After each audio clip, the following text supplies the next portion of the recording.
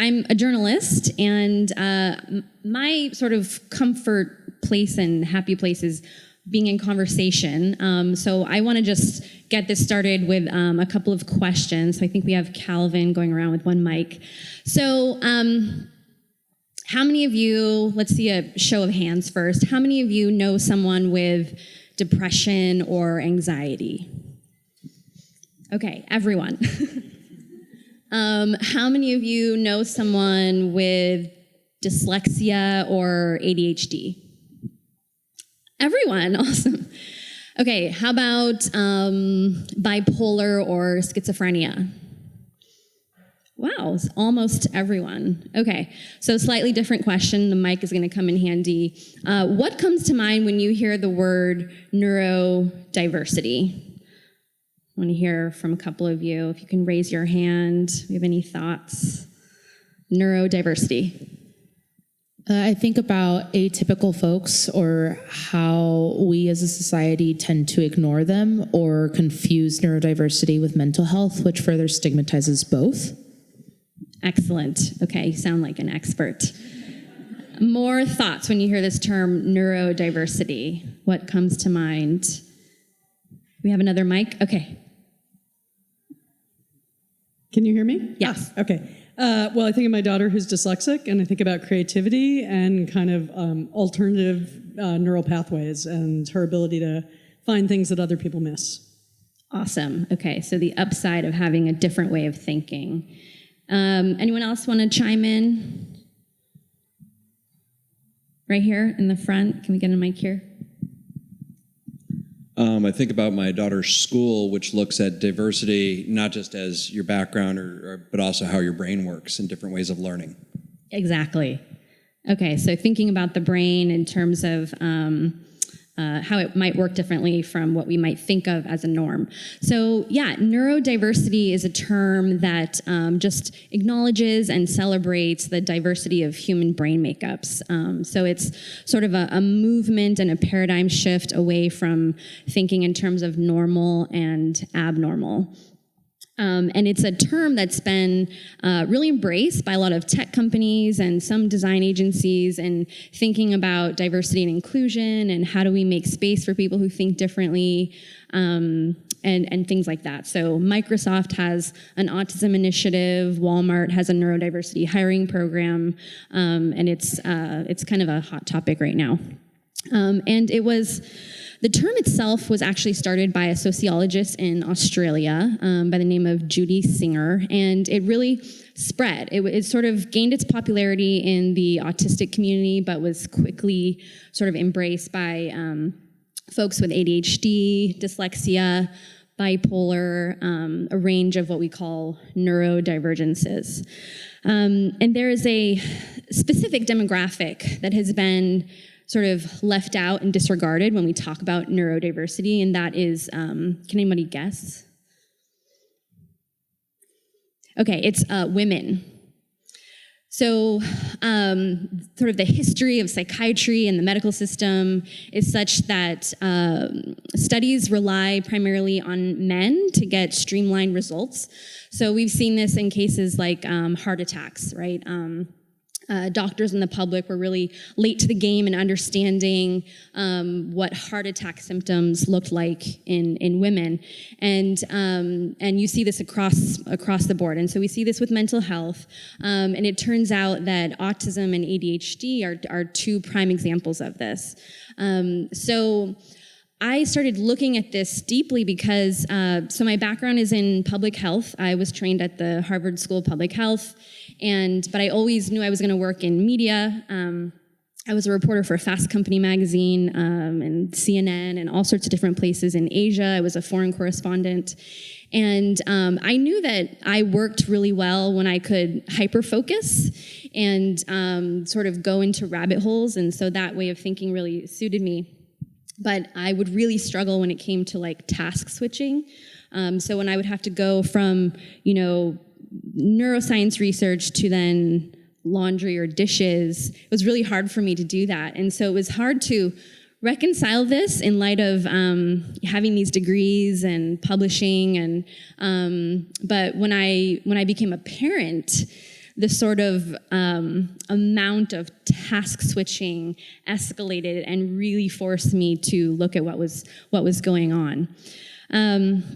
So today I just kind of want to bring these ideas to your attention in twofold. So one is the direct aspect of this that you might think of as designers, which is how do you design for people who are neurodivergent, right? So when we're talking about product design and that kind of thing. But the second way is thinking about your teams and your offices, your workplaces, and how to make space for different ways of thinking. So let's go back to some questions. What do you think of?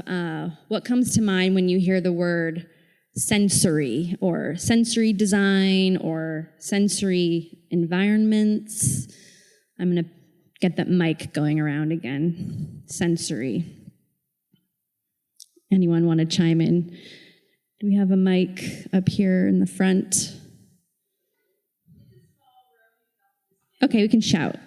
So I'll repeat back. What comes to your mind? Surroundings. Okay? Sensory, yeah. Anything else when you hear sensory? Yeah. Overwhelmed. Okay. Yep, that's sensory overload is something we talk about in the neurodiversity community. Yes. How you perceive your surroundings. Yeah. Okay. Yes, right here.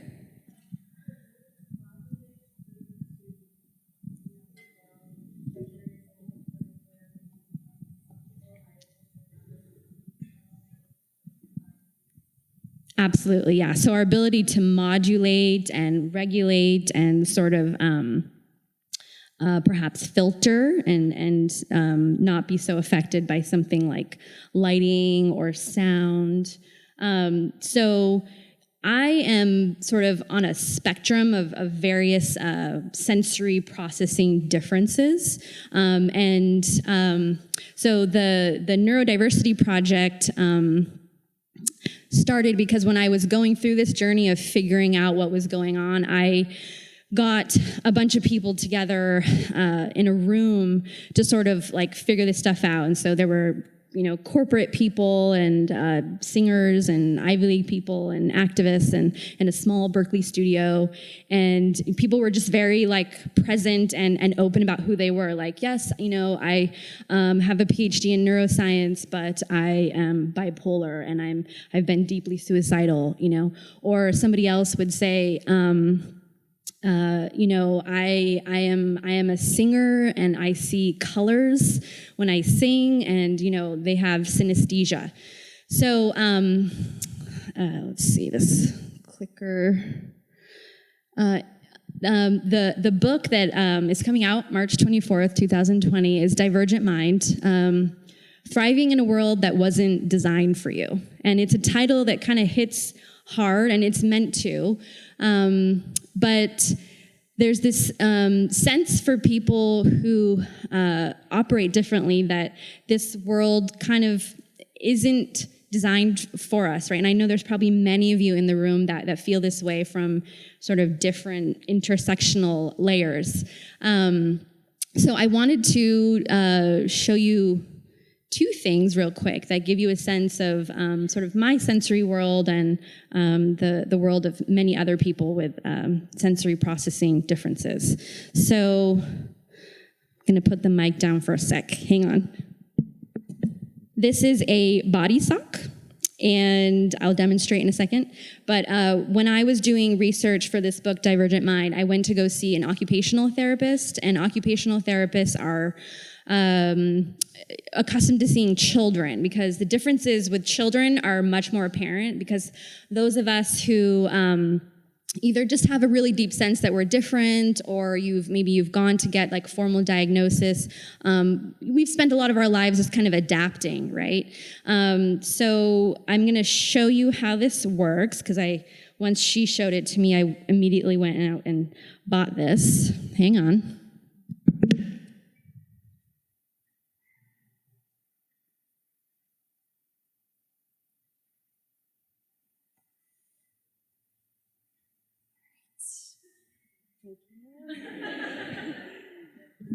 All right, it's getting real. So this is a body sock. And while this might look cool or funny to some of you, to me, this is like deeply therapeutic, okay? It calms my nervous system. And so when I can move around in this body sock, I feel pressure to my skin. I can feel the boundaries of my own body. And so I feel centered as a result of this. If you put me in a room and ask me to do mindfulness meditation just sitting there, that doesn't work for me. And it doesn't work for a lot of neurodivergent people, okay? So this is just like one example of a sensory tool. And I wanted you all to see this because, you know, I come from the world of psychology and writing, but I'm not a designer, right? And I think that it's your job to translate these insights, right? I don't know what you want to do with this information, but I want you to do something. You know, so much is in your hands as designers, and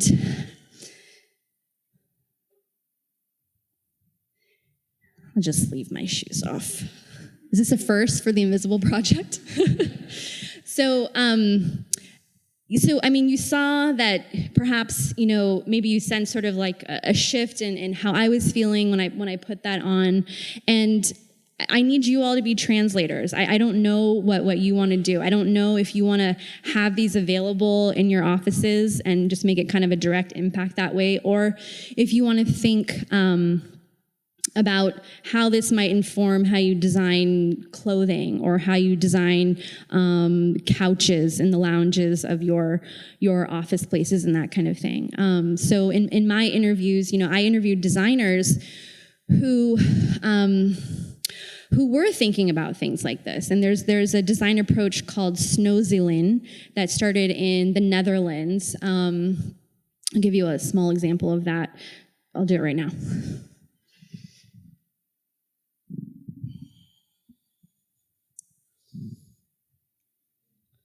Can you all see the light? Yeah, okay. So, again, this might look really trippy and cool, but to me, this is so calming. And what researchers found in the Netherlands is that these kind of luminescent lighting is very potent for elders with dementia and Alzheimer's, but it's also very effective for autistic kids and adults.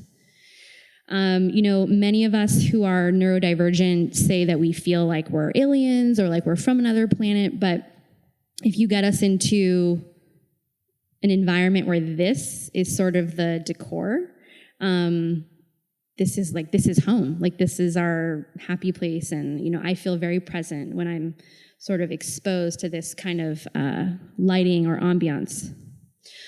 So once again, it's up to you all to, you know, take what you want or what you think is necessary from these kinds of insights. And even if it's just being more aware, you know, that people are living in sort of a different universe, and you might not know it. And what's so cool about this conference is that, you know, you all are called the Invisible Project. And what I and my colleagues often talk about are invisible disabilities. You know, you might not know. You might see like fancy credentials and stuff, but you might not know how hard it is for me to work in like mainstream neurotypical environments. I've spent my entire career working from my laptop with amazing editors in different countries, and that really suits me. But I would actually love to be able to, you know, enter into a more formal setting and know that there's a place for me and that people would understand why I, you know, get a headache so quickly in certain environments, or that, you know, that I function really well with going into those rabbit holes, but it's a little hard for me to go to like quickly switch tasks and that kind of thing. So let me see where I am with my notes. I think we might have time for a couple of questions, but what I want you all to know is just that psychology and design have two really important things in common. They have many things in common, but both fields have been the deep inheritors of bias, okay? And so psychology has been, mostly formed by white men. It hasn't been informed by people of color and women. And the same thing with design. Design is the inheritor of like a brutal colonialist mentality. And so I want you all to know that the boxes that we have in a field like psychiatry or psychology were created by white men, okay? And so I don't need you all to be experts in like these boxes, but it's really informative to know what's in them. And you yourself might find yourself and might find a sort of a community that you feel connected to just by knowing like, oh, there are other people who think like me or that feel like I do when I'm in certain environments. And that itself is so healing and empowering. You don't have to go get like a formal diagnosis, because the thing is that so many doctors and researchers are not up to date on a lot of this, okay? So I think we'll soon be seeing a shift in medicine. It's a little bit more like ground up, where we're listening more to people and their stories, but you don't need to become like a psychiatry expert. I think that's all for now. I'll take like one or two questions, and thank you so much.